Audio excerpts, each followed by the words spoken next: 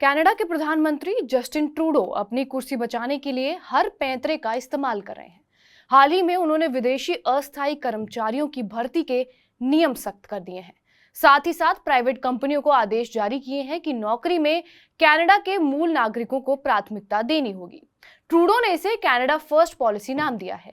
24 अक्टूबर को social media पर दिए एक बयान में ट्रूडो ने कहा, कनाडा की कंपनियों को अब विदेशी कर्मचारियों को अस्थायी तौर पर नौकरी पर रखने से पहले ये बताना होगा कि उन्हें उस पोस्ट के लिए कनाडा का योग्य नागरिक नहीं मिला। ट्रूडो का कहना यह है कि यह फैसला कनाडा की बढ़ती पॉपुलेशन को देखते हुए लिया गया है। जैसे ही पॉपुलेशन कंट्रोल होती है, फैसला वापस ले लिया जाएगा।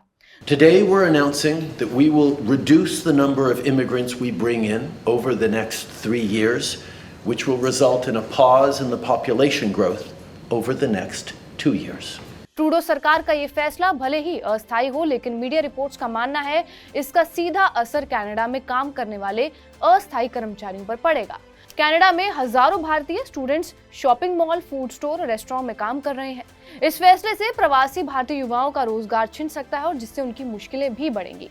साल 2023 में कनाडा में कुल 1,83,000 अस्थायी कर्मचारी काम कर रहे थे, जिनमें से 27,000 इंडियन वर्कर्स ही थे। कनाडा में अप्रवासी भारतीयों की बड़ी संख्या की वजह ट्रूडो गवर्नमेंट की वो आफ्टर कोविड पॉलिसी थी। दरअसल कोरोना महामारी के बाद कनाडा में वर्कर्स की कमी हुई तो ट्रूडो सरकार ने साल 2022 में नए नियम बनाए थे। इसे टेम्पररी फॉरेन एम्प्लॉय प्रोग्राम नाम दिया गया था। इस प्रोग्राम के तहत गैर कनाडियाई नागरिकों को एम्प्लॉयमेंट से जुड़े प्रतिबंधों में राहत दी गई थी। साथ ही उनकी सैलरी में भी इजाफा किया गया था।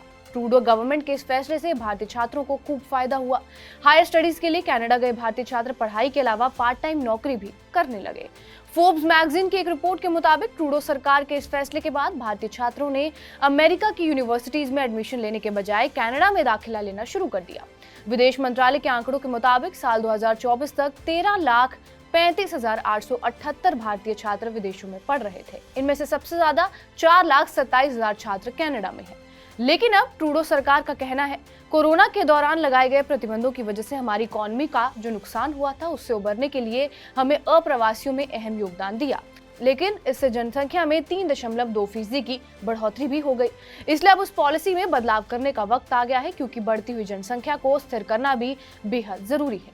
इसके अलावा कनाडा विदेशी नागरिकों को स्थायी नागरिकता देने में भी कटौती करने जा रहा है। अप्रवासी मंत्री मार्क मिल ने 24 अक्टूबर को दिए एक बयान में कहा कि 1 साल पहले हमने 2025 और 2026 में 5-5 लाख लोगों को नागरिकता देने का फैसला किया था, लेकिन हमें ये बदलना पड़ रहा है। कनाडा की जनसंख्या वृद्धि विकसित देशों में सबसे ज्यादा है।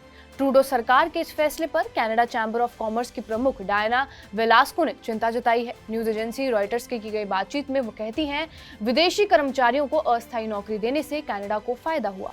हम कोरोना के बाद आई मंदी से निपटने में कामयाब रहे, लेकिन अब जो हमारी सरकार फैसले ले रही है, इससे बिजनेस कम्युनिटी में गलत संदेश जा रहा है।